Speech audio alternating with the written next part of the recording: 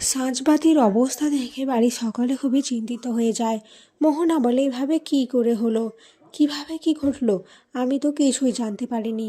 এরপর শুভলক্ষ্মী আর কেশব সমস্ত ঘটনা খুলে বলে। সুমিত খুবই রেগে যায়। সুমিত বলে, আমি ওই মেয়েটার নামে কেস করব, ওকে আমি পুলিশে দেব, খুব একটা নোংরা অভদ্র মেয়ে।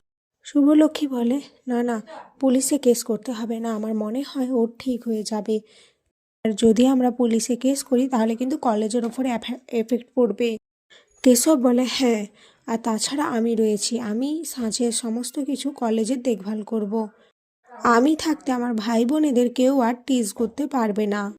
মোহনা বলে, তুমি একদম ঠিক কথা বলেছ শুভলক্ষ্মী, আমাদের উচিত আরিয়াকে আর একটা সুযোগ দেওয়া। আমার মনে হয় ও ঠিক আমার মতো বদলে যাবে। কিন্তু সাঁঝ, তোকেও কিন্তু নিজের মতো করে থাকতে হবে, ওদের সাথে বেশি লাগবি না, ওকে। এদিকে আদি বারবার শুভলক্ষ্মীকে ফোন করতে থাকে। শুভলক্ষ্মী বলে, কি আদি, তুমি এতবার ফোন করেছো? আসলে আমি একটু ব্যস্ত ছিলাম। এরপর সাঁঝের সাথে কি কি হয়েছে সেটা সমস্ত কিছু আদিকে খুলে বলে। আদি বলে, আমি অত শীঘ্র জানবো না, সাঁঝের সাথে যেটা হয়েছে সেটা তো মিটে গেছে, তাই না? তাহলে তোমাকে এখন আসতে হবে, আজ আমরা ডেটে এসেছি, ডিনার ডেটে, তুমি এত লেট করছো কেন?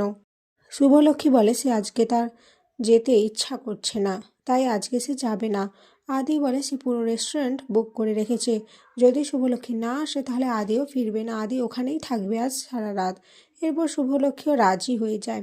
এদিকে দেখা যায় আদি যে রেস্টুরেন্টটা বুক করেছিল সেখানে কয়েকজন বখাটে ছেলে আসে। তখন একজন বলে যে এখানে রেস্টুরেন্ট আজ পুরোটাই বুক করা রয়েছে, তাই অন্য কেউ এখন থাকতে পারবে না, কিন্তু সেই ছেলেগুলো তাকে ঠেলে ফেলে দেয়। এরই মধ্যে আরিয়া আসে। আরিয়া বলে, এই তোরা এভাবে একজন অসহায় দরিদ্র মানুষকে কেন হেনস্থা করছিস?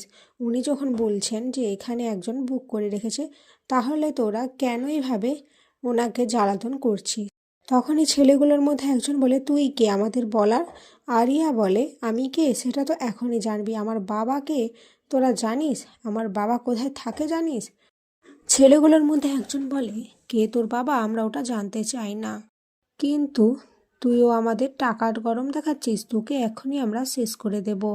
এই বলে কাঁটা চামচ নিয়ে আরিয়াকে মারতে গেলে তখনই আদি এসে ধরে নেয় হাতটা আর বলে, আমি থাকতে আমার মেয়ের কিছু হবে না।